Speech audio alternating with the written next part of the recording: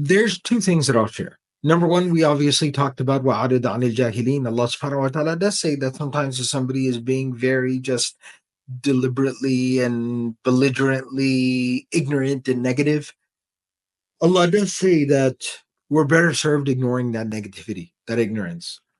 The second thing I also wanted to kind of highlight is nasiha. The whole deen is nasiha, deenun nasiha, right? Good counsel, good advice is very important for everyone, for anyone.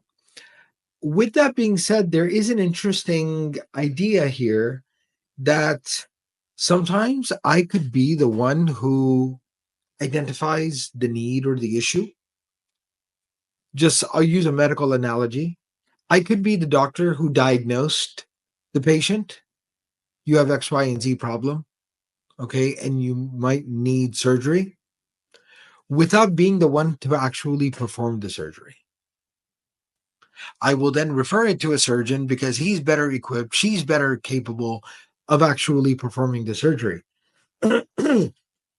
So similarly, when it comes to a lot of times giving nasiha, addressing needs, situations, helping people, I might identify the situation, but I might not be the right one to give the nasiha, right? I'll be very honest with y'all, very, very honest with you that um, I know that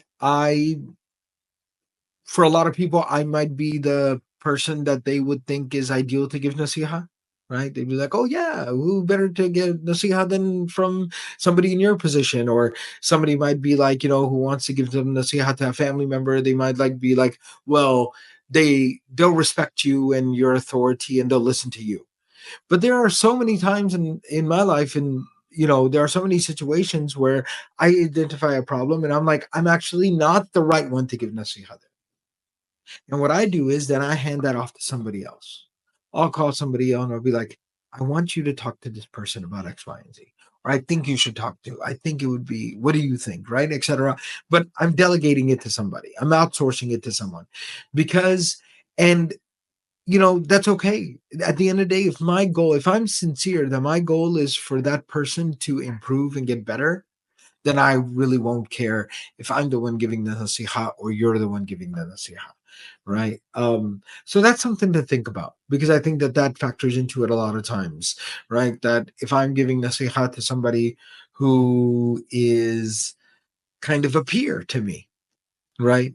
And then I'm getting a negative reaction. That person's not a bad person for having the negative reaction. It's just not that easy getting your nasiha from somebody who's younger than you or your peer.